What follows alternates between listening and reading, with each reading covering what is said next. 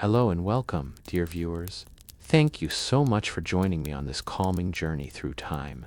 Whether you're here to unwind, drift off to sleep, or simply learn something new in the most peaceful way possible, you're in the right place. Sit back, relax, and let history gently unfold before your eyes. If you enjoy stories like this, don't forget to like, subscribe, and leave a comment.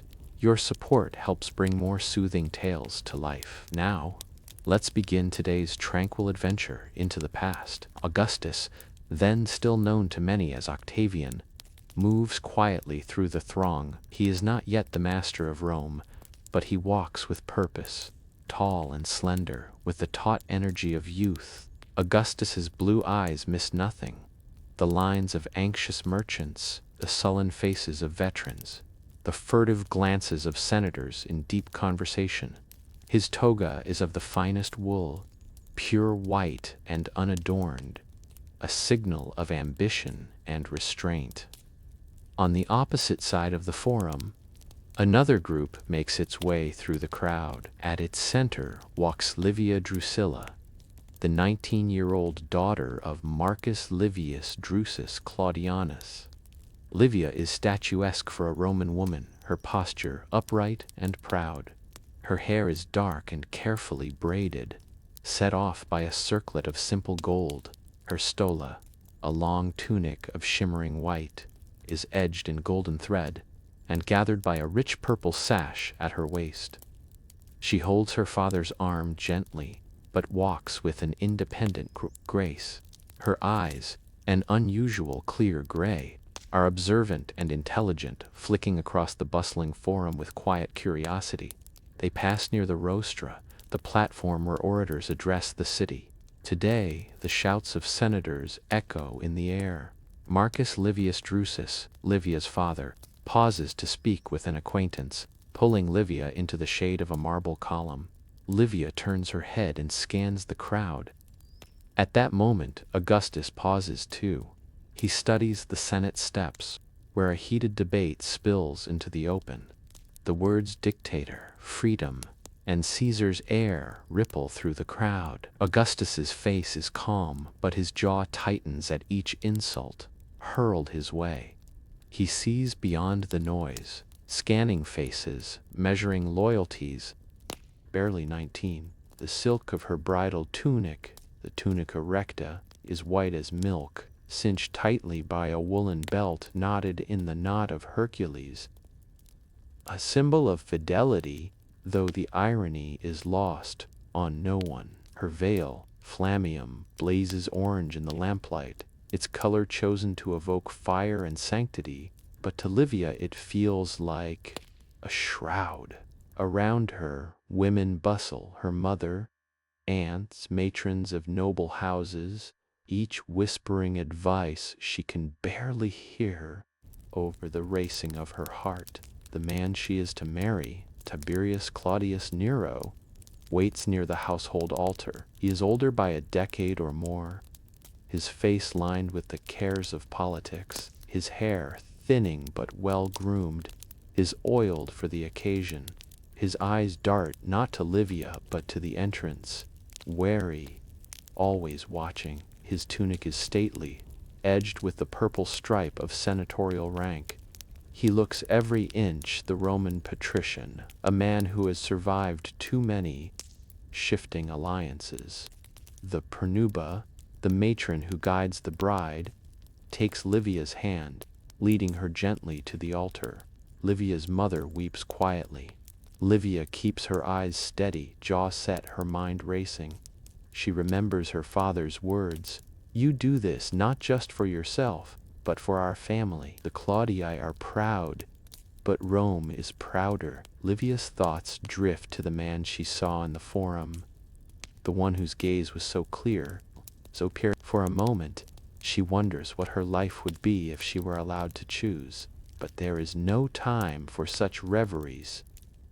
A priest intones the sacred words. Tiberius Claudius Nero offers Livia the dextrarum iunctio, the joining of right hands. A gesture solemn and final. Livia takes his hand, His grip is dry and not unkind, but there is no spark. The wedding proceeds in ritual.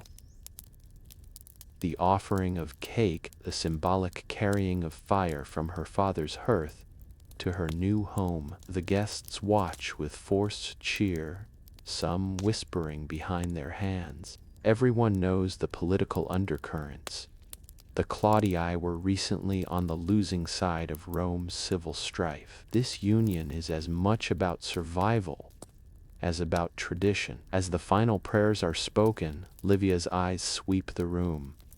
She notes the faces, friends, rivals, spies. She sees her mother, her father, Tiberius's relatives. She sees, too, a handful of men near the entrance, soldiers with the hard-set jaw of Augustus's loyalists. She wonders if their presence is a message. The guests shower her with nuts and sweet cakes, symbols of fertility and prosperity. Livia accepts their blessings with a gracious smile, trained from years of being watched, judged, admired. Tiberius offers her a polite, awkward smile, then bows his head to speak a quiet vow. May you bring honor to the Claudii, as you have to your father's house. She nods, feeling both ancient and very young. As the evening wears on, Livia is led to her new husband's home. The Camillus, a child of noble birth, carries her spinning distaff and spindle, symbols of her new household duties. Torches light the way through Rome's narrow streets. Onlookers gather, some cheering, others silent, reading the new tides of power. Inside the new domus, Tiberius's mother greets Livia with a cup of water and fire, rituals of welcome and purification. Livia accepts them, performing her part with unshakable poise. Later, in the private chamber prepared for the couple, Tiberius joins her.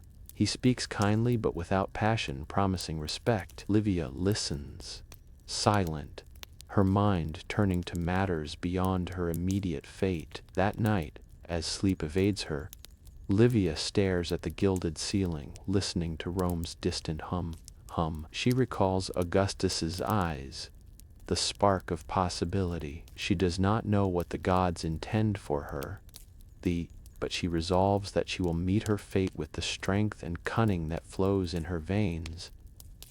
Octavian, known to history as Augustus, rises early, his silhouette outlined against the cold light. He is not yet the legend he will become, but his bearing already commands respect. Bareheaded, his hair tousled by the wind, he dons a suit of burnished bronze armor that seems slightly too large for his slender frame. Across his shoulders falls a scarlet cloak, the mark of command. His blue eyes, sharp and intense, scan the camp with measured calm. Nearby, Marcus Agrippa, his friend and most trusted lieutenant, awaits with reports. Agrippa is broad-shouldered, practical, and already respected by the men. He hands Octavian a scroll, his expression grim. Antony's men will not wait. The Senate's envoys are already shifting loyalties. Octavian nods, reading quickly, absorbing every detail. He passes the scroll back, his voice quiet but certain. Then we move at dawn. If we hesitate, we lose not just the battle, but Rome itself. Outside the command tent, the camp is alive. Veterans of Caesar's old legions sharpen swords, adjust shields, and whisper of omens and dreams. New recruits, nervous but eager, look to the command tent for any sign of what the day might bring. Octavian steps onto a makeshift platform, a simple plank laid atop barrels. He surveys the crowd gathering before him, scarred centurions, anxious teenagers, even battered officers who remember the Ides of March as a fresh wound. He raises his hand for silence. Romans, his voice rings out, surprisingly strong for his youth. Today, we stand at the edge of a new age. Our fathers fought for Rome. Some died for Caesar. My uncle, my blood. I stand here not as a tyrant, but as a Roman who will restore our city's honor.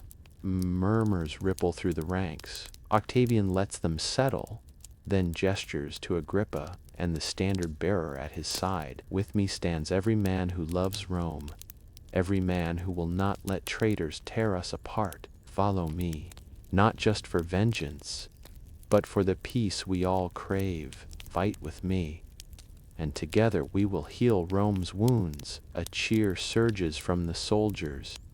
First a trickle, then a roar. The standard, bearing the SPQR eagle, rises high against the morning sky. As the men disperse to ready themselves, Octavian steps down, his composure unbroken.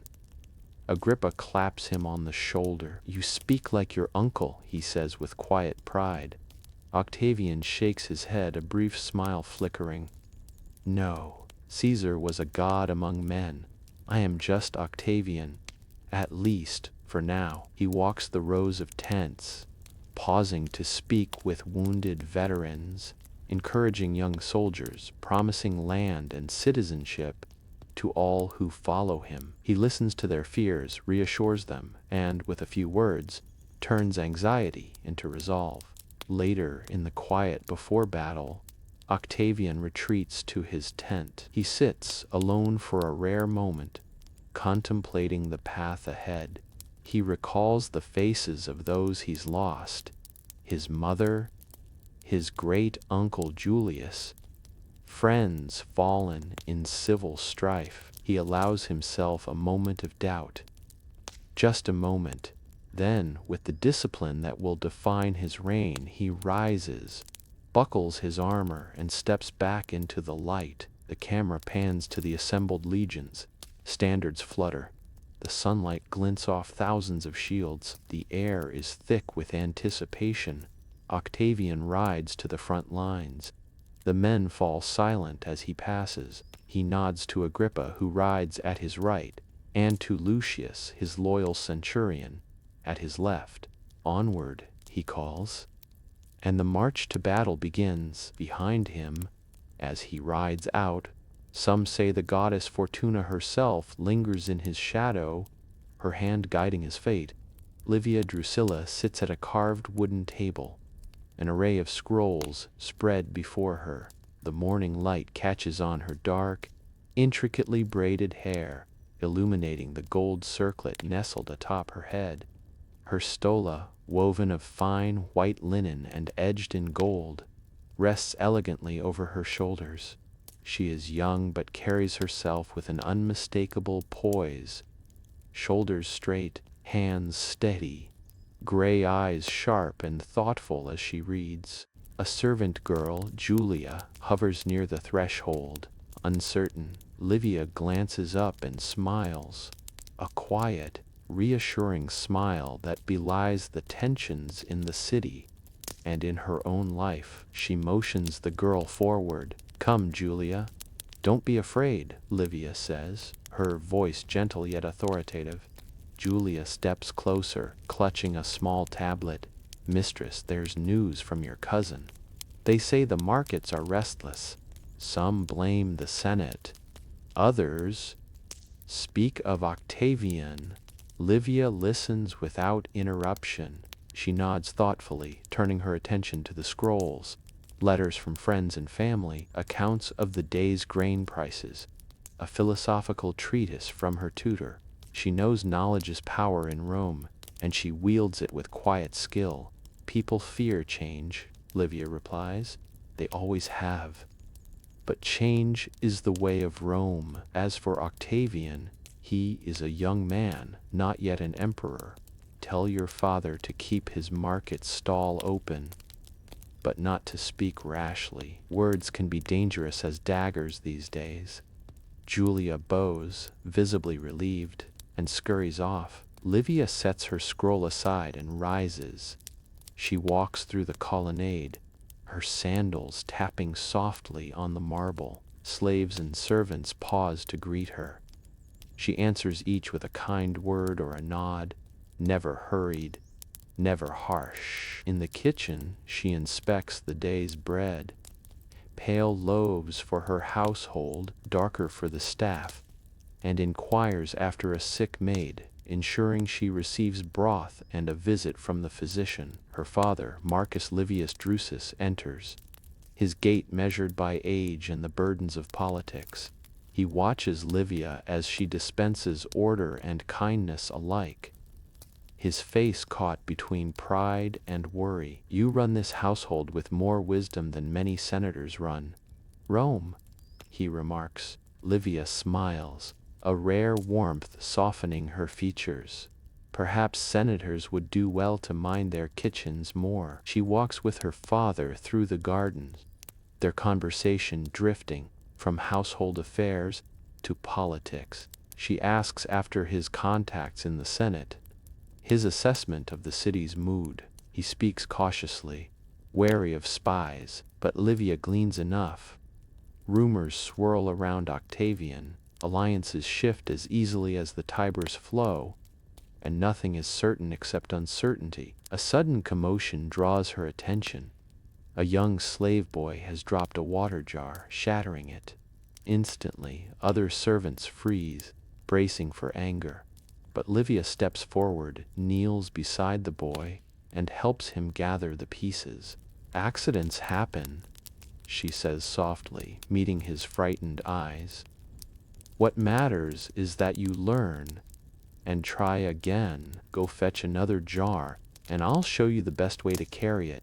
The boy nods, his fear dissolving into gratitude. As the morning passes, Livia settles once more among her scrolls, reading, thinking, shaping strategies for survival and influence in a city ruled by men, but often steered by women's wisdom. Later, alone in her private chamber, she sits at her writing desk, quill in hand. She pens a letter to her cousin, a mixture of familial affection and subtle advice, warning of the dangers of political rashness.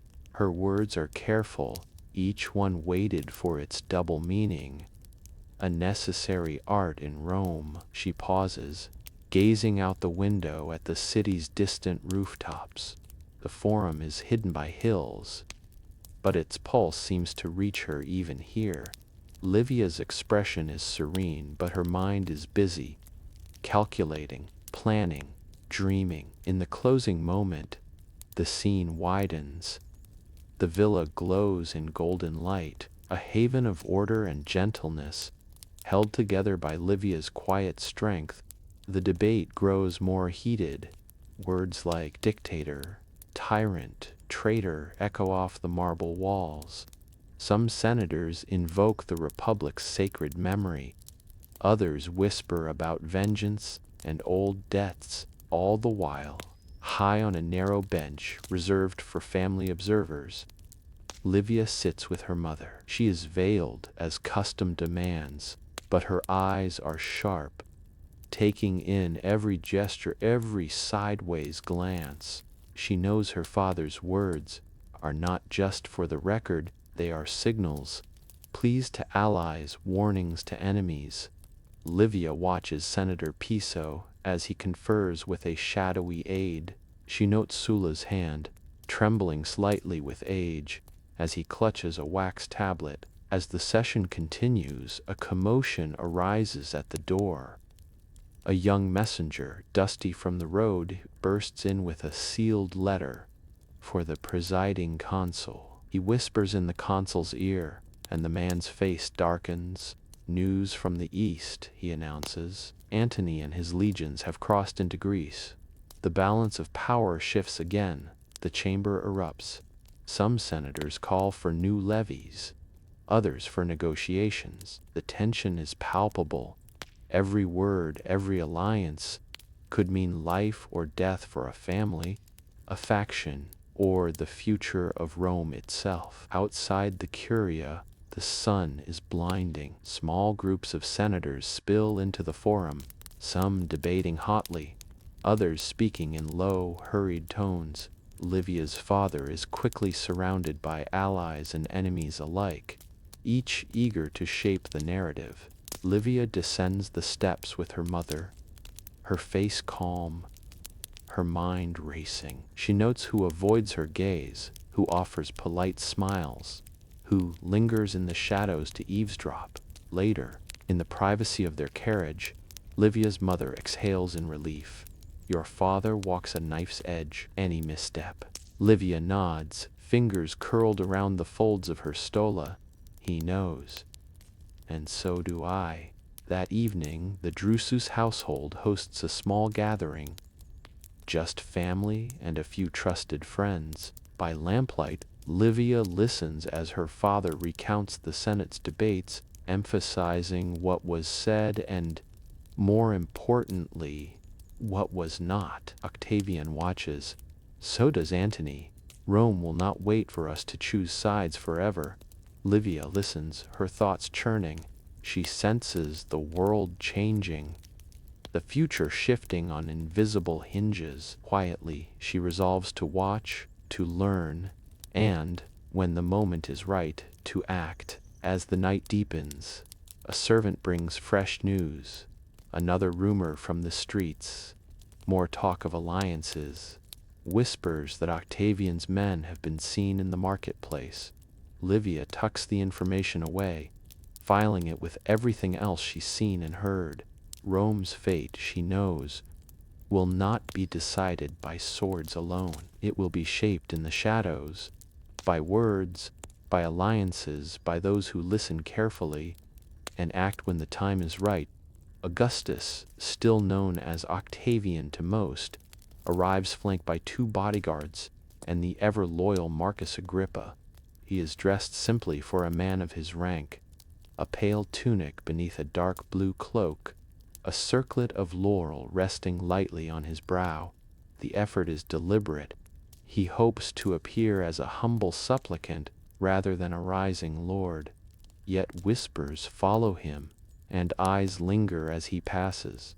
He pauses at the temple steps, looking up at the immense statue of Fortuna, goddess of fate. Her stony eyes gaze down with enigmatic serenity, weighing the hopes and fears of every visitor. Octavian's heart beats faster as he ascends.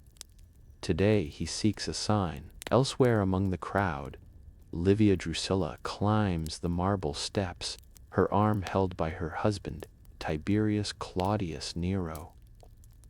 She is visibly pregnant now, her figure softened by the gentle swell of early motherhood. Her stola is a pale green, a veil loosely draped over her hair, and her sandals barely whisper as she walks. Tiberius, tense and distracted, scans the crowd with an anxious eye. He has enemies, and the city is never quite safe. As they approach the altar, Livia's gaze drifts across the temple's forecourt, settling on a small group of men in quiet conversation. She recognizes Marcus Agrippa, broad-shouldered and attentive, watching the crowd for threats. Beside him stands Octavian, poised and thoughtful, tracing the carvings on a marble column with one finger. Livia's heart stutters. In the chaos of Rome, she hadn't expected to see him again. Not here. Not so soon. Tiberius moves forward, bowing before the priest who presides over the day's sacrifices. Livia follows dutifully, eyes lowered. But as she moves, a child darts between the worshippers, tripping and sending a tray of flowers tumbling to the floor. Livia instinctively stoops to help, gathering blossoms with gentle hands. It is in that brief, unscripted moment that Octavian turns, his attention drawn by the commotion. His gaze falls on Livia, bent among scattered petals, her face half hidden by her veil. For a heartbeat, neither moves. The noise and bustle of the temple fade. The only sound is the rustle of Livia's veil and the faint clatter of petals. Agrippa notices Octavian's distraction. Is something wrong? He asks in a low tone. Octavian shakes his head slightly, his eyes never leaving Livia. No, only fate at work. Livia rises, her arms full of blossoms. Their eyes meet, hers wide and searching, his steady and intent. Neither smiles. The air shivers with the knowledge that both are bound to other lives, other loyalties, yet something unspoken passes between them. The recognition of a kindred soul, a crossroads only the gods could arrange. Tiberius calls to Livia, his voice a little too sharp. She answers, arranging her face into a mask of composure, but her heart pounds in her chest. As Tiberius resumes his conversation with the priest, Livia's gaze slips back to Octavian. He stands rooted, unwilling to break the connection. A gust of wind stirs the incense smoke. A priest steps forward to bless the offerings, reciting ancient prayers. Livia bows her head, but her mind is not on the ritual. She feels Octavian's gaze like a touch, and wonders what her life might be if the world allowed it. Livia Drusilla slips quietly through the peristyle, her sandals making almost no sound on the stone. She wears a simple dark blue tunic, a soft woolen cloak drawn up over her hair. Her heart pounds as she moves through the shadows, half afraid, half thrilled. In these hours, Rome is transformed, a city of secrets where whispers and longing slip through the cracks of duty. She pauses beneath an ancient olive tree, breathing deeply. Above her, the moon is nearly full, casting a gentle glow on her thoughtful face. She listens and soon hears another's careful footfall. Augustus, still Octavian, emerges from behind a hedge of clipped myrtle. He, too, is simply dressed, a dark tunic, unadorned, a cloak thrown carelessly across his shoulders. His usually bright eyes are shadowed by the moon, his expression open and vulnerable, in a way he rarely allows. For a moment neither speaks. "You are bold to come," Livia whispers, her tone a mix of warning and wonder. Augustus steps closer, keeping his voice low, not bold, only desperate. "These days, I do nothing that is not watched by 10 pairs of eyes. Tonight, I wanted to see you, not as Rome's hope or its trouble, but as the woman who haunts my thoughts." A gentle breeze stirs the air, sending petals tumbling across the path. Livia turns away for a moment, battling her emotions. "I am married, Augustus. The world would call me faithless, and you reckless." He reaches out, his fingers brushing her hand, a gesture so brief it could be missed in the dark. "There are rules for men like me," he murmurs, "but fewer for women like you. Still, it is not the law that binds me, but something deeper." Livia laughs quietly, the sound sad and soft. "The law binds us both, and Rome's eyes are everywhere. You will be emperor one day." Augustus cuts her off, gentle but firm. "I would trade 1,000 crowns for one honest hour with you." She looks up at him, the moonlight catching the silver in her gray eyes. "Would you? Truly?" He answers not with words, but with a look, a longing that makes her breath catch. They sit together on a stone bench, close but not touching. For a while neither speaks. Their silence is thick with hope and sorrow. When I was a girl," Livia says quietly, "I used to wish for a quiet life, a good husband, healthy children. Now I wonder if such dreams are only for those whom Rome forgets." Augustus leans back, studying the stars through the branches. "Rome remembers everyone, eventually. I fear that is our curse." Livia turns to him, her face serious. "My husband is not your ally. He is cautious." She hesitates, searching for words. "You are not like other men. I see the world in your eyes. The world as it could be, not just as it is." He reaches for her hand again, and this time she lets him take it. The night feels sacred, a small eternity carved from the chaos beyond the walls. The scents of flowers, the hush of leaves, the distant sounds of Rome at rest. These are witnesses to a promise neither dares to speak aloud. A distant dog barks and Livia stiffens. She withdraws her hand. "We should not linger. If we are discovered..." Augustus nods, his expression both resigned and adoring. We will not be, not tonight. I would not endanger you. Livia rises, smoothing her cloak, her composure returning. One day, perhaps, Rome will be kind to us. Augustus stands as well. Among the crowd, two elderly women hover by a baker's stall, voices low but animated. Did you hear? The first whispers, eyes darting around. About Augustus and that married woman. Livia Drusilla! They say he visits her at night. The second woman's eyes widen in delighted horror. The nerve! He's not even rid of his last wife, and she's with child by her husband. If my son behaved so... Nearby, a fishmonger grins as he wraps a customer's catch. Politics. He mutters to a companion. Love and power always the same. Rome has a new Caesar, and now he wants a new queen. As word spreads, the story changes with every telling.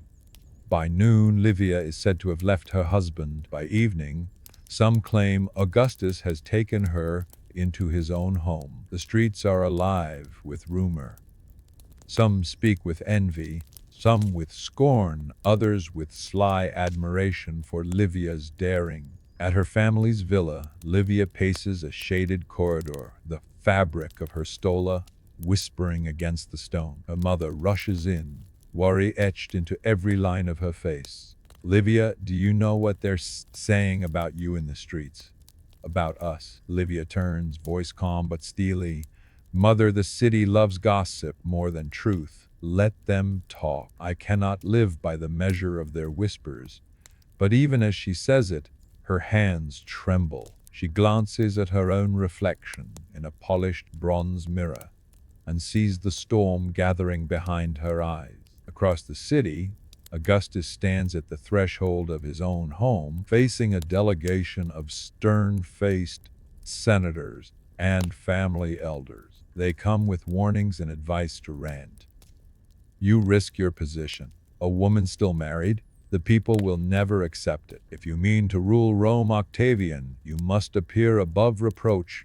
Augustus listens, jaw tight. He thinks of Livia, her wit, her strength, her rare serenity. He knows the risk, but the die, as always, is nearly cast. Back in the marketplace, children skip through the crowd, chanting snippets like grown-up conversations.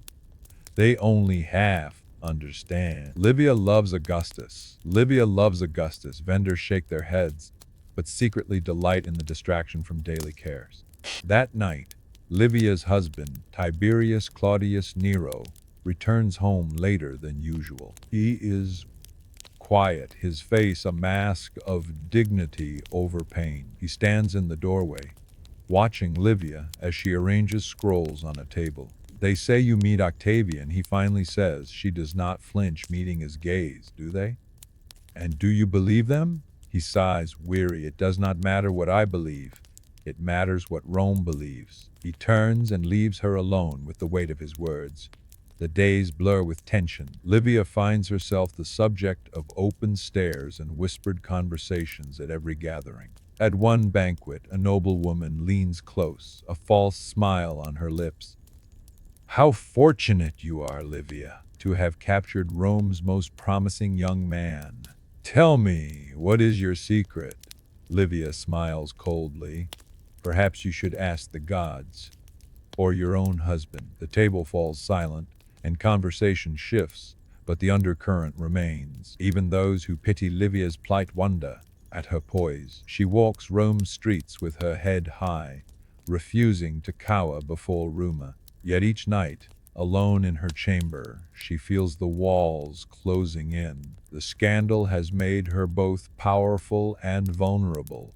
One evening, Augustus sends a trusted servant with a letter. Livia reads it by lamplight, her hands steady even as her heart races. Let them talk, beloved, let them judge. Our love will outlast the fickle tides of Rome's favor. Be strong. Soon we will stand together. She presses the letter to her lips, the words a balm against the world's venom. As the scene closes, the camera pans above the city. Rome glittering under torchlight, the whispers of scandal circling like hungry wolves. And at the heart of it, two souls, Augustus and Livia, standing defiant in the eye of the storm. Livia Drusilla sits on a low stool, hands folded in her lap. Her dark hair is simply tied, and she wears a plain stola, the gold and silk of recent days set aside. Her face is composed, but her eyes are shadowed by fatigue and sadness. Across from her, Tiberius Claudius Nero stands, his figure cast long by the shaft of sunlight that sneaks between the curtains. He is dressed for travel, a sign, perhaps, of what is to come. For a long moment, they say nothing. The silence is heavy with memories, the vows spoken years ago, the nights spent in shared hope and worry. The son, little Tiberius, who now sleeps in a nursery down the hall. Tiberius clears his throat, voice rough. It has become impossible, Livia. The city will not let us be. Livia meets his gaze, unwavering. I know. He walks to the window, fingers tracing the carvings on the wooden sill. There was a time when I thought I could protect you from Rome's storms. I have failed. She stands and moves beside him, her presence calm, almost gentle. You gave me a home. You gave me your name and our son. For that I am grateful. He shakes his head, bitter and resigned. What use is gratitude against the power of a Caesar? Livia lays a hand on his arm. A small, human gesture. You must not blame yourself. I never wished for this scandal. I would have stayed for duty's sake had the world allowed it. Tiberius's expression twists with pain and pride. But the world does not allow it. Augustus, Octavian, he is not a man who will be denied. He has the Senate, he has the people, and he has your heart, doesn't he? Livia looks away, her voice barely above a whisper. He does. But I never meant to wound you. Tiberius turns from her, shoulders tense. I cannot remain here, Livia. The city would destroy us both. I will take our son to my family's estate in Naples. There, at least, he will be safe from Rome's malice and ambition. Livia's hands tremble, but she steadies herself. Will I be allowed to see him?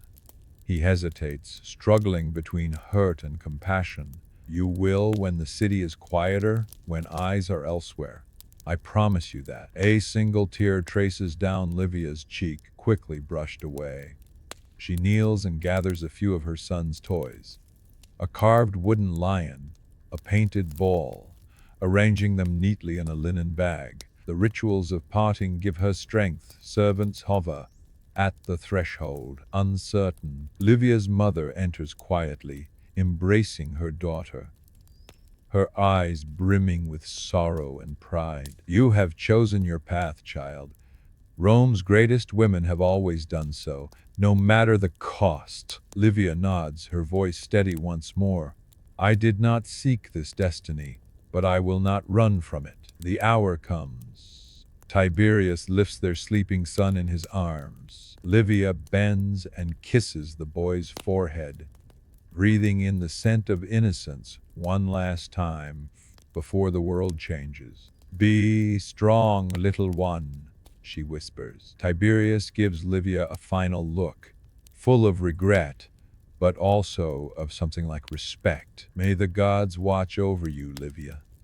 May they be kinder than Rome. She bows her head, silent tears falling as Tiberius and her son leave, the sound of their footsteps fading into the uncertain future. The scene closes, with Livia standing alone in the silent room, the sacrifices of love, duty, and ambition laid bare around her. She is alone, but not defeated. A new chapter of her life, dangerous, powerful, and irrevocable, has begun.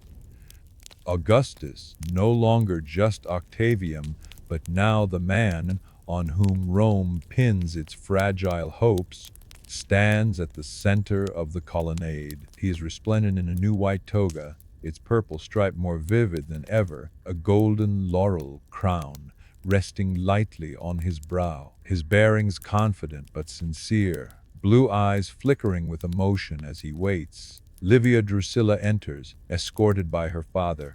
She is transformed. Gone is the weary, shadowed woman of recent weeks. Today she glows with resolve. Her stola is of pale gold silk, embroidered with vines and flowers, and her dark hair is swept up beneath a simple, elegant circlet. There is grace in every step, her expression serene as she scans the assembled guests.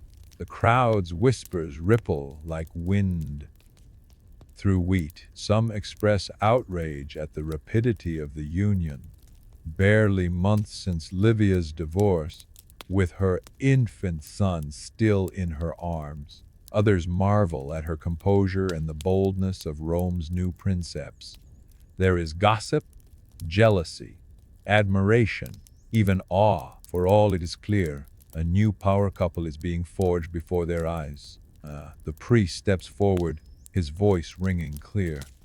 Ranald, today, by the blessing of the gods, we unite these two in marriage. May their union bring strength to Rome and honor to their houses. Augustus extends his right hand, and Livia places hers in his.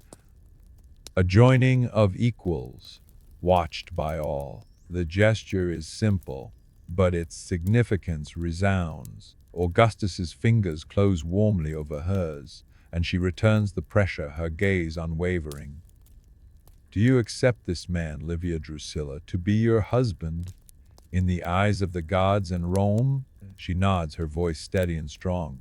I do. And do you, Gaius Julius Caesar Octavianus, take this woman as your wife to stand with you before the city and its gods? Augustus's reply is quiet, but every ear strains to hear. With all my heart, in peace and in war, in fortune and in trial. The priest binds their hands with a garland of flowers. There is applause, some polite, some genuine. Livia's son, carried by a nursemaid, looks on with wide, innocent eyes. Augustus and Livia turn together to face the crowd. Side by side, they are the embodiment of a new vision for Rome, power tempered by wisdom, ambition softened by grace. They smile, not just for show, but as two who have chosen each other against all odds. After the ceremony, a feast begins in the sunlit courtyard. Servants carry platters of roast meats, olives, dates, and honey cakes. Wine flows, and musicians play. Senators gather in small groups, some calculating new alliances, others quietly conceding the game. Matrons whisper their approval or envy, depending on their temperament. Livia makes her way through the guests, her movements effortless. She stops to thank an elderly senator for his support and shares a gentle word with her former mother-in-law, Anne, who bows her head with bittersweet grace. Augustus is never far, and when he catches her gaze across the crowd, the bond between them is unmistakable. As the sun sets, Augustus leads Livia to a raised platform. He lifts his cup and addresses the assembly. Mario, friends, Romans, family. Today marks not just a union of two people, but a promise to Rome itself. We have all known war, loss, and scandal. But let us turn the page. Let us build together a future worthy of our ancestors and our children. The guests erupt in applause, many on their feet. Livia stands at his side, her poise unshaken, her eyes shining with pride. Later, as the celebration continues and dusk settles over the villa, Augustus and Livia slip away for a moment of quiet in the garden. Amid the fading light, they walk hand in hand, speaking softly of hope and the trials behind them. Livia places her hand on his cheek, and he kisses her forehead, a gesture not of conquest, but of genuine partnership. They look out over the rooftops of Rome, the city that will now forever bind their fates. In the gathering twilight, they are both newly vulnerable and newly powerful. Two souls at the heart of an empire, ready to face whatever comes next. Augustus stands at a window, arms crossed, Blue eyes narrowed as he stares out at the Tiber, half hidden in mist. The message in his hand is short, written in a cipher only his most trusted allies can read. The third warning this week. Livia enters quietly, barefoot and wrapped in a plain linen robe, her hair loosely braided. She moves with confidence, her presence calming. She reads the tension in his face instantly. More bad news? She asks softly, taking his arm. He nods, passing her the note. They plot in every shadow. Antony's men in the Senate, old Republicans in the streets. I trust no one but you and Agrippa. Livia reads the message, her expression unreadable.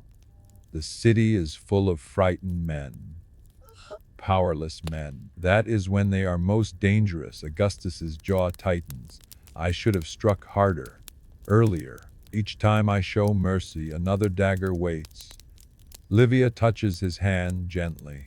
Mercy is not weakness, unless you show it to those who will never forgive. There are some, my love, who will never forget what you are. A trusted servant, Gaius, enters and bows. My lord, the guards report a stranger lingering near the stables. They think he carries a weapon. Augustus does not hesitate. Double the guard. No one enters without my word. Livia nods, thinking quickly. And send word to the kitchen. Let no new servants be hired this week. I will speak to the household myself. Augustus draws her close, grateful. I would have you at my side in every council, every battle. Livia allows herself a small smile. You have me, Augustus, and you will have Rome. He kisses her forehead, the gesture. A moment of peace before the storm resumes. Later, as Augustus prepares to meet his advisors, Livia walks the halls, quietly observing the staff. She notices the tense posture of an old gardener, the nervous glances exchanged by two new maids. She questions one gently, offering kindness and safety. Under Livia's steady gaze, secrets unravel. The new maid was bribed to deliver a letter. The gardener's brother is rumored to support Antony. Livia brings this information to Augustus, her voice low and clear. Trust is our greatest armor and our greatest vulnerability. He squeezes her hand, eyes full of respect. You see what others miss. With you, I do not fear the shadows. Outside, Rome awakens to another day of uncertainty. Inside the villa, Augustus and Livia prepare for battle. Against enemies seen and unseen, armed not only with swords, but with love and trust forged in adversity. Augustus steps out, cloak pulled tightly around him. His eyes are alert, every motion deliberate. He is not alone. Marcus Agrippa flanks him, always ready for violence or diplomacy. The guards bow as Augustus passes, but their nervous glances betray the tension that thickens the air. Inside, the Senate buzzes like a nest of hornets. News has come that Antony has mustered fresh legions in Egypt and is openly allied with Cleopatra. Rumors fly that he is raising a fleet to attack Rome, that he means to declare himself king, that he plans to take Rome's treasures to Alexandria. Augustus moves through the crowd with icy composure, but as he pauses near a statue of Mars, Livia's father, Marcus Livius Drusus, catches up to him. He is everywhere, Drusus murmurs, keeping his voice low. You may have the Senate, Augustus, but Antony has the people's fears. Augustus nods, jaw set. Let him have their fears. I will have their loyalty. A commotion erupts at the far end of the hall. Two senators, one loyal to Augustus, the other to Antony, shout accusations, voices rising until the chamber echoes with the threat of violence. The presiding consul pounds his staff for silence. Augustus scans the chamber, searching for signs of new alliances. He spots old rivals whispering in corners, scribes rushing with sealed messages, and, high above, the gallery where Livia sometimes sits, empty today. He misses her presence, her keen observation, her quiet courage. Meanwhile, at home, Livia sits in her private chamber, surrounded by scrolls and letters. She reads the latest reports from Alexandria, her expression grave. She knows the rumors that Cleopatra has bewitched Antony, that the East is rising against Rome. Her own house is quiet, but she senses the city's unease, feels it in the careful way her servants move and in the constant knock of messengers at the gate. She pens a quick letter to Augustus Baran. Beware the snakes that coil in daylight. Antony plays at being Caesar, but he is ruled by a queen. You must be the master of your own fate. And Rome's.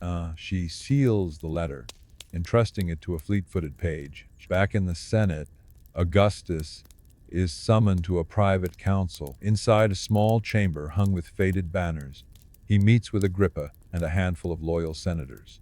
The mood is tense. Antony means war, says Agrippa. We must act before the city falls to panic. Or to his spies, Augustus studies his friend, then the others. War is not just fought with swords, he replies. It is fought in hearts and minds. We will spread word of Antony's betrayals, of Cleopatra's ambitions. Rome will never bow to a foreign queen. A senator, nervous and pale, asks you, and if the people turn on us, Augustus's eyes blaze. Then we remind them who brought peace to Rome, who saved them from chaos, who will save them again. The meeting ends, but as Augustus leaves, he catches sight of a familiar face in the corridor. A spy loyal to Antony, lurking in a pool of lamplight. Their eyes meet. A silent threat passes between them. Night falls and the city trembles with anxiety. In their villa, Livia receives Augustus's reply, written in his bold, slanted-hand bardell. With you beside me, I will not fail. The shadow may be long, but it does not reach forever. She presses the note to her lips, steeling herself for what comes next. She instructs her household to be wary of strangers and sends secret messages to allies she trusts.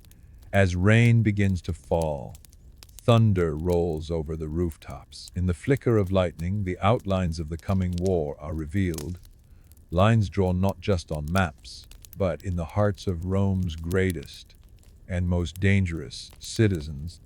Augustus's most loyal advisor, Marcus Agrippa, checks the narrow lane behind him. He gives a brief signal, and a hidden door in a crumbling brick wall opens. Inside, a single oil lamp flickers in the gloom, illuminating the faces of men and one woman whose loyalty and ambition will shape Rome's fate. Augustus sits at the head of a rough wooden table, still in his travel cloak, his eyes drawn and restless. At his side, Agrippa pours wine but drinks little. On Augustus's other side sits Lucius Maecenas, the sly, cultured patron of poets, whose networks run deep through Rome's underworld. Opposite, a young centurion stands guard, his hand never straying far from his dagger. Unexpectedly, Livia Drusilla is present, her face hidden beneath a deep hood. She listens,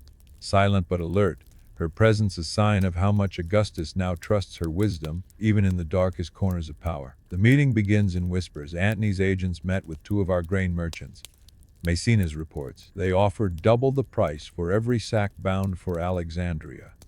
Agrippa leans in, voice taut. If they control the food, they control the city's stomach and its temper. Augustus nods grimly. We must win the merchants back. Gold, threats, promises, whatever it takes. Livia speaks for the first time, her voice low and steady. The people will not riot for politics, but for hunger. Yes, there are women who manage bakeries and shops. Speak to them. Rome's mothers can calm their husbands better than any senator. Maecenas smiles, recognizing her insight. Wise as always, Livia. The conversation turns to spies and secret allegiances. The centurion reports that several of Antony's known sympathizers have been seen frequenting the same bathhouse, an ancient site for deals and betrayals. We should move on them tonight, the centurion suggests. Agrippa hesitates. If we strike too soon, we risk open war in the streets. If we wait too long, Antony gains ground. Augustus' eyes flash. We will do both. Send word to those who can be bought, and have the centurion's men watch the rest, and spread word that any merchant seen dealing with Antony will be tried for treason. Livia adds, do not forget the temples. The priests shape rumor as much as the market. Let us make offerings in the name of peace.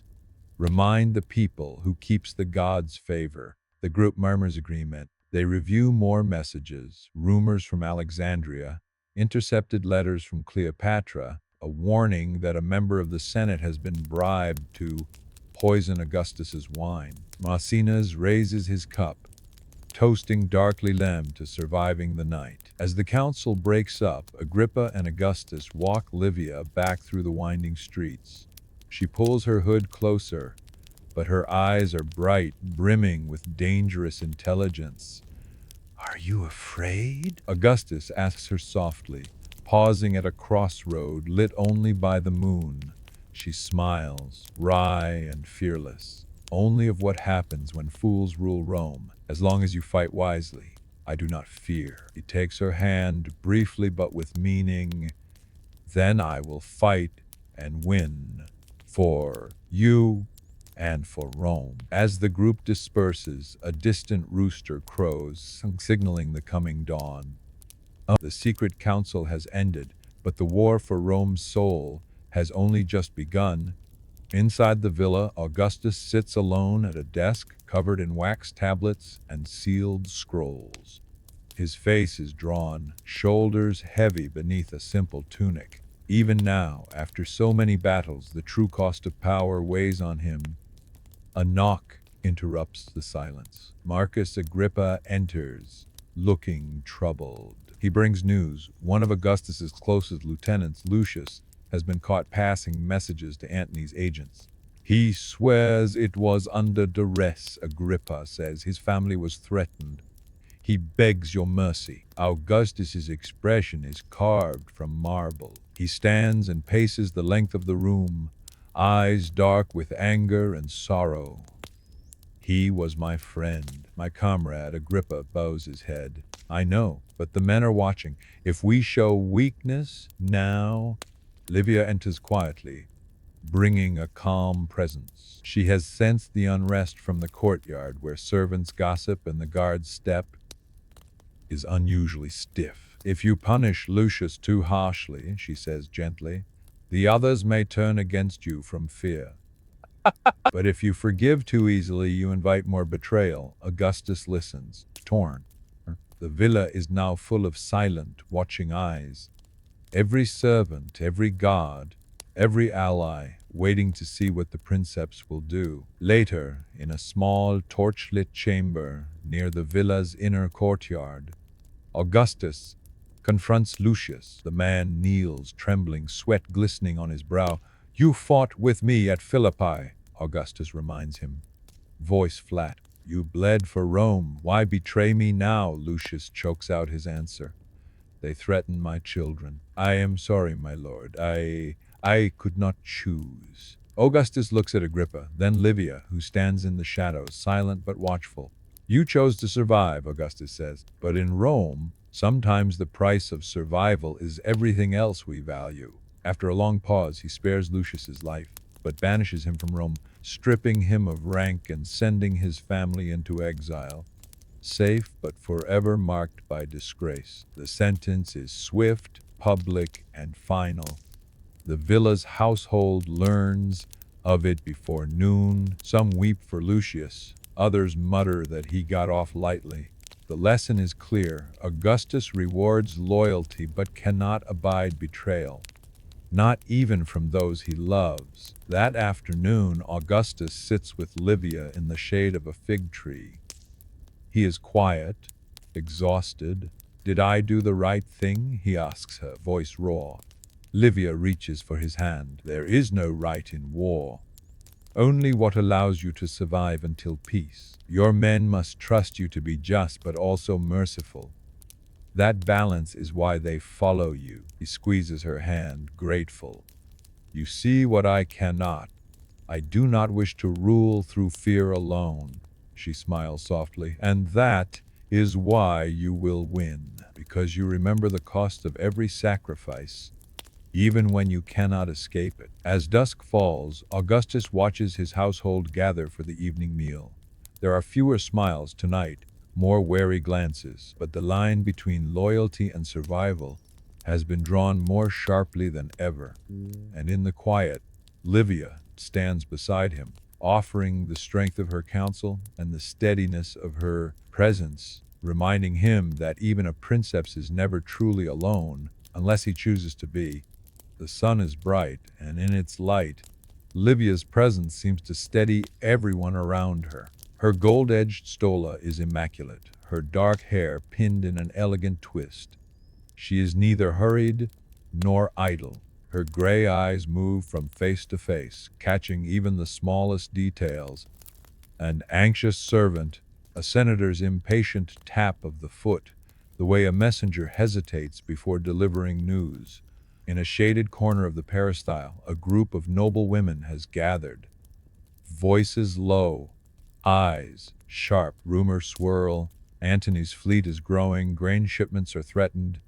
A new edict from Augustus has ruffled feathers. Livia glides among them, listening more than she speaks. Rome is restless, says Julia, a cousin by marriage, her voice quivering.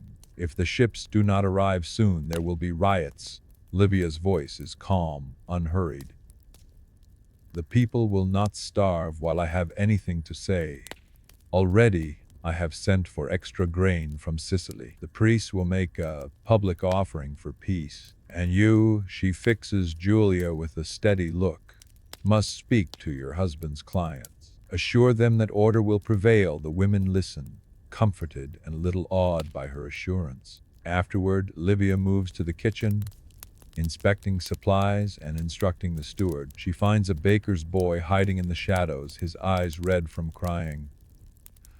"What troubles you?" she asks gently. He stammers.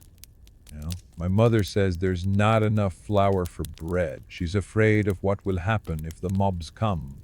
Livia kneels to his level. Tell your mother to come see me. No family in my household will go hungry. But you are all under my protection. The boy nods, relief flooding his face. Later, in Augustus's private study, Livia finds her husband poring over maps and letters. His mood is grim. Another senator has defected, and rumors of Antony's alliance with foreign kings are multiplying. Livia sits beside him, folding her hands. You must show strength, but also mercy. Let the people see you not just as a conqueror, but as the guardian of Rome's hearth. Augustus sighs. I try, but every act is twisted by rumor. Every kindness is seen as a weakness. Livia leans in, voice soft but firm. Then let them see you through my eyes. Hold a festival for the goddess Vesta. Invite the city's mothers and daughters. Let them see their safety is your first concern. That is how you build a lasting peace. He considers her words and slowly nods. You always see further than I, Livia. Sometimes I wonder if you should wear the purple instead. She smiles. I have my place, but I will use every tool Rome gives me. As the afternoon fades, Livia writes letters to her network of matrons, urging calm and cooperation. She instructs her steward to prepare supplies for poorer families and quietly sends coins to temples for prayers of safety.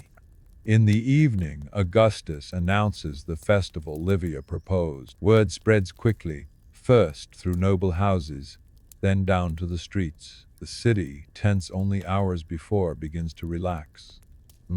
Even Augustus's sternest critics must concede.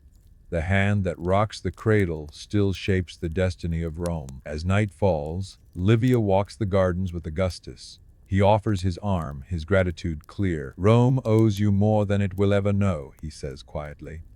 Livia smiles, the moonlight gentle on her face. Rome will know peace, if I have any say in it. And if not, It will know that its women did not stand idle. Hand in hand, they walk beneath the olive trees, partners not just in love, but in power, each aware that their alliance is Rome's best hope for survival.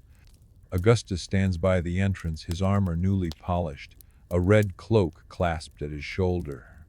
He looks every inch the general, sharp, alert, a man weighed down by the burden of command, but unbowed. Marcus Agrippa arrives, issuing orders to a line of officers. Spears and shields are stacked by the gate. Horses snort and paw at the flagstones. Inside the villa, Livia moves through the halls, ensuring everything runs smoothly. Her stola is simple but dignified, and her hair is tightly braided, a mark of readiness. She oversees the packing of traveling chests, provisions for the army, medicines, bandages, letters for commanders' wives. She quietly reassures anxious servants, promising that their families will be safe. Whatever the gods decree, she stops to speak with her young stepson, Tiberius, who clings to her skirts. "Will you leave too, mother?" he asks, voice small. Livia kneels, pulling him close. "No, little one. I will stay and keep the house strong while your father fights for Rome. You must be brave, just as he is." Tiberius nods, biting his lip, and Livia kisses his forehead, pride and worry mingling in her eyes.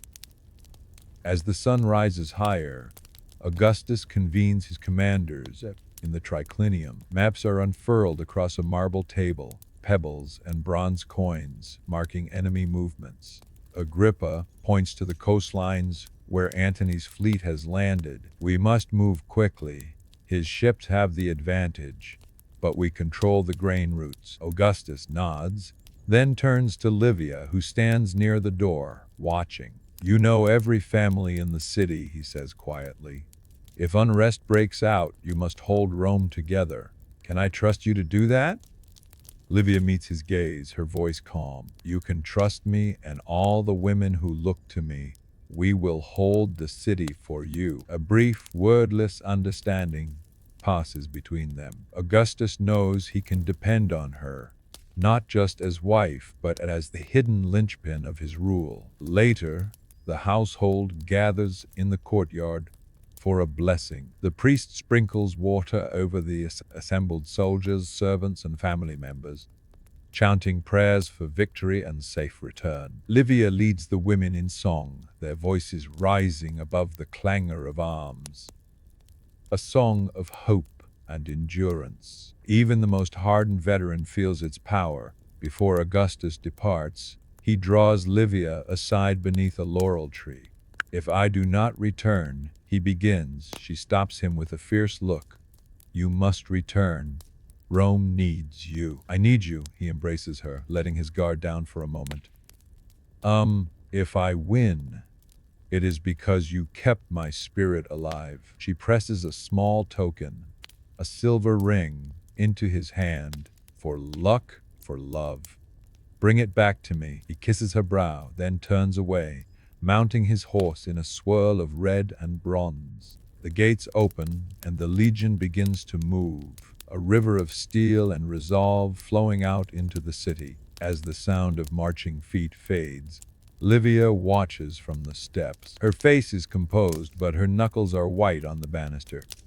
She turns to her household, chin raised. "Now we do our part," she says, and everyone straightens, ready to follow. She spends the rest of the day in action, organizing food, meeting with the city's matrons, sending quiet word to temples for prayers, and writing letters to distant estates to ensure a steady flow of supplies. She encourages every soul she meets, turning fear to courage, uncertainty to resolve. As night falls, Livia sits at her desk, candle burning low. She writes a final letter to Augustus, full of love and encouragement, signing it with a seal that bears not just her name, but her faith in the future they are building together. Augustus stands at the prow of his flagship, the salty wind whipping his scarlet cloak behind him. His face is set, part fear, part resolve. Agrippa stands close by, barking orders to officers, his voice a lifeline in the chaos. Across the water, Antony's fleet unfurls, larger and gaudier, with the Egyptian goddess Isis painted on the prows. Cleopatra's royal galley gleams among them, a golden serpent winding along its sides. There is no doubt that east and west have come to a reckoning. The drumbeat of oars shakes the morning air. Trumpets sound. Augustus turns to Agrippa, his voice low but unwavering, predictable. No turning back now. Agrippa nods, his eyes never leaving the horizon. We win today, or we are nothing. Aboard ship, officers move among the men, checking shields, buckles, and spears. Augustus moves with them, speaking quietly to veterans and new recruits alike. Rome is with us. Your families are with us. Stand firm, and history will remember this day. Meanwhile, on the distant shore, a signal fire is lit. Livia, far away in Rome, is not there to watch, but in spirit, her prayers are with them. In a quiet room, she kneels at a small altar, lighting a stick of incense, her eyes closed in fierce concentration.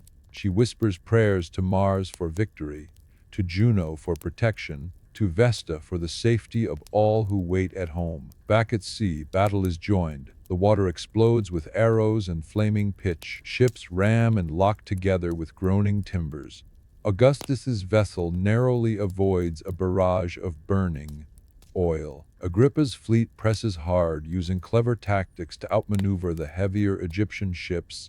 Break their line. Cut them off from the bay, Agrippa shouts, the battle plan unspooling just as he and Augustus devised it. Suddenly, a panic ripples through Antony's ranks. Cleopatra's galley turns, her purple sails catching the wind, an unmistakable sign of retreat. Some of Antony's ships chase her, others are left leaderless, confusion spreading like fire through the fleet. On Augustus's deck, an officer shouts, "You, Cleopatra, flees." The east breaks. Augustus, seizing the moment, rallies his men. Push forward, now is our time. The fighting intensifies. Oars snap, the sea runs red, the sky fills with smoke. Through it all, Augustus stands at the center, refusing to yield. He is bruised and battered, his voice hoarse but strong, the point around which his men rally. By midday, the outcome is clear. Antony's fleet is shattered, his hopes sinking beneath the waves. The survivors, desperate, surrender or swim for shore. The battle is over. Augustus is victorious. Exhausted, Augustus slumps to the deck as Agrippa clasps his arm. It is done. Agrippa breathes. Augustus gazes east toward where Cleopatra's galley vanishes into the haze. Nothing is ever done, my friend, but today we have earned our peace. As evening falls, Augustus returns to his cabin, writing a letter to Livia Drusilla. The gods favored us, and I live. Rome is safe for now. I owe everything to your courage, your faith. Soon I will return to you, not as a fugitive or a soldier, but as Rome's master. In Rome, as news of victory spreads, bells ring and torches flare across the city. Livia, reading Augustus's letter by candlelight, allows herself a rare private smile, a flash of relief, pride, and love. Outside, the people celebrate, but Livia's thoughts turn to the future. She knows victory always brings new dangers and new intrigues, but for tonight she lets herself hope. Augustus, still armored but exhausted, walks among the survivors. He pauses to kneel beside a young sailor, mortally wounded, holding the man's hand until his eyes drift closed. Around them, the moans of the injured mingle with the low prayers of the living. Marcus Agrippa directs the burial details, his own face drawn and weary from the day's violence. Augustus stands on the beach, looking out toward the east, toward Alexandria, toward Antony and Cleopatra's vanished hopes. He takes no joy in victory. He knows every triumph brings its own sorrows. A messenger arrives from Rome, breathless from days of hard riding. He hands Augustus a packet of letters, one sealed with Livia's emblem. Augustus withdraws from the campfires, seeking a quiet place beneath a gnarled olive tree. He opens the letter. Livia's words are full of relief, pride, and understanding. She speaks of the city's celebrations, of prayers offered, and of her faith that he would survive. Her final line lingers in victory, always comes at a cost. Remember the fallen, and come home to me whole. As Augustus reads, he feels the weight of all he has lost. Friends slain, ships sunk, innocence burned away in the fires of ambition. He closes his eyes, letting the pain and gratitude mingle in his chest. Elsewhere, Agrippa comforts the families of those who did not return. He orders a memorial to be built, a simple altar of stones piled at the edge of the battlefield, marked with the names of the lost. Soldiers and sailors gather by torchlight, laying down laurel wreaths, weeping openly for the first time since battle. In Rome, news arrives by courier. The city erupts in celebration, bells ring, torches blaze, people fill the streets shouting Augustus's name. But behind the revelry there is grief. Every household counts its losses. Mothers weep for sons who will not return. Livia, in her villa, hosts a quiet vigil. Women come, wives, mothers, sisters of the dead. They kneel with her in the candlelit hall, sharing stories of the lost, each finding comfort in Livia's strength. She listens, offers gentle words, arranges for food and alms to be sent to every bereaved home. At dawn, Augustus presides over a final ceremony at Actium. With Agrippa, he leads his men in prayer for the dead. He addresses the survivors, Merdemel, you have won more than a battle. You have ensured the survival of Rome. But let us never forget those who paid the price. He promises land and honor for the families of the fallen. He decrees a week of mourning to be observed throughout Rome, that the sacrifice of so many will not be forgotten in the rush to celebrate. As Augustus's fleet sails home, the sky is crimson with sunrise. He stands at the rail, clutching Livia's letter. In his heart, he carries both triumph and sorrow, knowing Rome will honor him, but that peace is built upon the bones of heroes. In Rome, as the days of mourning pass, Livia continues her work, organizing relief for the widows, arranging processions of remembrance, comforting Augustus's own mother. She is the steady pillar for the grieving city, respected and relied upon by all. When Augustus finally enters Rome, the crowd cheers. But he first goes, quietly, to the temple of Jupiter, where he lays a laurel wreath and prays alone. Livia meets him there. Their eyes meet across the marble steps, and in that look is the shared burden of command, of love, and of all that has been lost. That night, in the privacy of their chamber, Augustus holds Livia close. "We are home," he whispers. She replies, Rome is whole. And so are we for now. The scene closes with the city at rest, moonlight glimmering on rooftops and the echo of prayers drifting through the streets. A world forever changed, still enduring, but the shadows of old rivalries linger. In the back of the hall, Lucius Maecenas, Augustus's shrewd advisor, watches a knot of former Antony loyalists. He slips away to quietly warn Livia, who listens and nods. After the council breaks, Augustus retreats to his private chambers. Livia follows, finding him pacing, troubled. "You saw their faces," he says, frustration in his voice. They praise me in public, plot against me in private." Livia's presence is a balm. She sits beside him, her tone measured. "You won Rome's freedom in battle. Now you must win her trust in peace. Some will never accept your rule, but many will. If you show mercy and share the burden." He sits heavily, reaching for her hand. "How do I share a burden like this?" She smiles gently. "With those who believe in you, with me, with your friends, even with your enemies, when it suits you." That evening, Livia meets with a group of influential Roman matrons and priests in her own chambers. She dispenses gifts and promises, arranging marriages, securing alliances, promising donations to temples and charity. Quietly, she draws potential opposition into the circle of support, offering a taste of Augustus's new order. Elsewhere, Agrippa and Maecenas work behind the scenes, recalling exiled senators who swear loyalty, rewarding city officials who keep the peace, keeping a wary eye on the old Republican families. Meanwhile, Livia moves through the villa, checking on the staff. She ensures the kitchens feed not just the household, but the poor in the neighborhood, A gesture soon reported throughout the city. She writes letters to distant relatives, urging them to lend support, and consults with Augustus on every decision, always reminding him to balance strength with kindness. In the Senate, a crucial vote is called, will Augustus be granted the title princeps, first citizen, not king? The decision hangs in the air. Supporters speak passionately of peace and stability. Opponents warn of lost freedom. In a tense silence, the vote is cast. The majority favors Augustus. He is declared princeps, princeps. Rome breathes a collective sigh, half relief, half resignation. Livia watches from the gallery, her heart pounding. She knows this moment will shape not just her life, but the destiny of Rome itself. That night, Augustus and Livia dine alone in a candlelit garden. "It is done," he says softly. She looks at him, pride and caution mingling in her eyes. "It is only begun, my love. Now, we must build a peace that will last." Augustus raises his cup in a silent toast to the future. The moon rises above the city, casting silver light on two figures at the heart of empire. United, resolved, and forever changed by this struggle for power, Livia Drusilla rises before the city stirs. She stands at her chamber window, surveying the unfamiliar garden below. The scents of rosemary and lavender mingle on the cool air. She is not alone.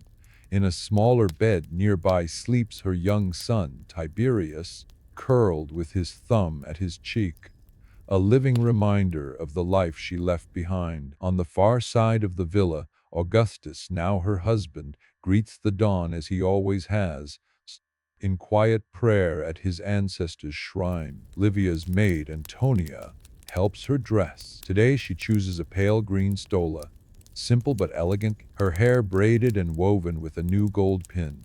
The first gift Augustus gave her as his wife. "You look like a queen, mistress," Antonia says, smiling. Livia brushes her hand lightly. "Today I must be both wife and mother, Roman matron and partner to the ruler of the world." No small task. She steps into the bright corridor. The villa is alive with unfamiliar voices. Servants Augustus trusts, old friends and new ones. There is an air of curiosity and caution. Some eyes hold hope, others envy. In the triclinium, Augustus awaits, already dressed in a crisp white tunic, purple border at his shoulder, face freshly shaven and set with anticipation. He rises as Livia enters, his blue eyes warm. "Did you sleep?" he asks gently. Livia smiles, shaking her head. "Not much, but today I think Rome is watching us. We must show them what partnership truly means." They share a private breakfast, fruit, honeyed bread, figs from Augustus's gardens. For a rare moment, they talk not of politics, but of hope's muddlant. "Augustus, do you think the people will ever truly accept us?" "Livia, not all, but in time most will. They want peace. Yes, if we give them that, they will forgive us anything." Before the city wakes fully, Livia is introduced to Augustus's household. His cousin Marcellus, a bright-eyed youth with ambition to match his uncle's. Julia, Augustus's young daughter from his first marriage, curious and shy. Agrippa, always nearby, loyal and wary. Introductions are tense. Julia, especially, clings to her nurse, uncertain about the woman who now shares her father's life. Livia kneels to the girl's level. "I promise you, I will not take your father from you. There is enough love in this house for all." Julia looks up, studying Livia's calm eyes. She nods shyly and takes Livia's hand. Augustus watches, his heart full of gratitude and relief. Later, as the villa bustles with preparations for the day's formalities, Livia tours the gardens with Augustus. They pause at a reflecting pool, its surface broken only by a single white lily. "Augustus, this was my mother's favorite place." "Livia, I hope in time it will be mine as well." The day is filled with ceremonial visits. Priests come to bless the union. Nobles arrive bearing gifts and veiled questions. Some greet Livia with warmth, others with frosty smiles and subtle slights. Through it all, she maintains her composure, answering kindness with gratitude and coldness with quiet dignity. At midday, the family gathers for a formal meal in the grand atrium. Julia and young Tiberius sit together, slowly finding common ground. Augustus and Livia preside, a united front, calm, gracious, and attentive.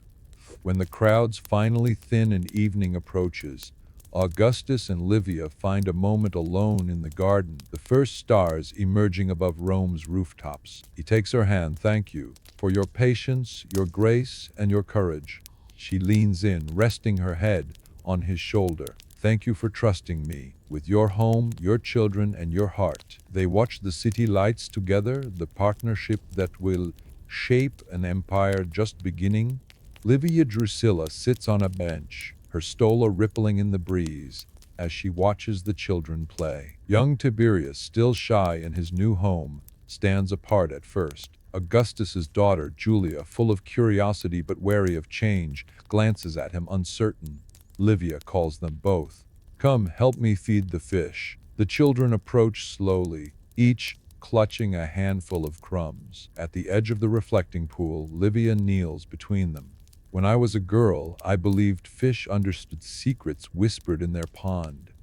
Try and see if they'll listen." Julia leans close, whispering to the water, and Tiberius, emboldened by Livia's gentle encouragement, does the same. Both giggle as the fish swirl and nibble at the crumbs, the ice broken by shared wonder.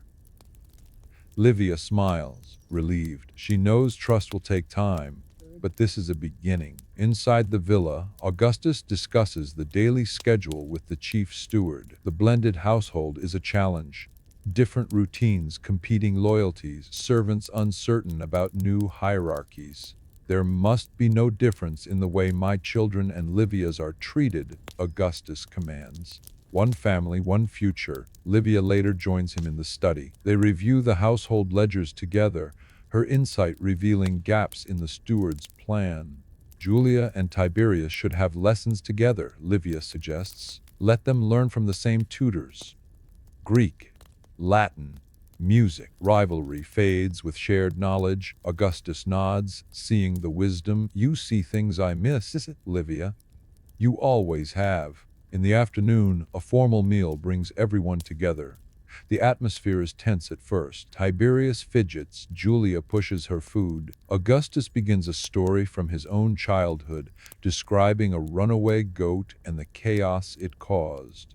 Julia bursts out laughing, and soon Tiberius joins her. The tension melts, replaced by the first notes of true family warmth. Later, Livia finds herself alone in the nursery with Julia. The girl, more confident now, shyly offers Livia a daisy chain. "Do you miss your old home?" Julia asks. Livia nods. "Sometimes change is always difficult, even for grown-ups. But I am happy to be here with you, with your father, and with Tiberius." Julia hesitates, then leans in and hugs her. Livia is deeply moved, sensing the true beginning of acceptance. Outside, Augustus watches Tiberius as he practices with a wooden sword. He approaches, kneeling to the boy's level. "I was scared when I first came to Rome," Augustus confides, "but my mother helped me find courage." "Will you let me help you?" Tiberius nods, a bond forming between them. That evening, the family gathers for a walk in the twilight garden. Servants and tutors watch from a respectful distance as the blended family laughs together, sharing stories and hopes for the days ahead. In their private chamber, Augustus and Livia share a quiet moment. "Today felt like a true beginning," Augustus says. Livia squeezes his hand. "It was. There will be hard days, but now our family has roots. With time they'll grow strong." From the garden, Julia and Tiberius's laughter rises in the warm Roman night, a promise that, even in an empire, the heart of everything begins at home.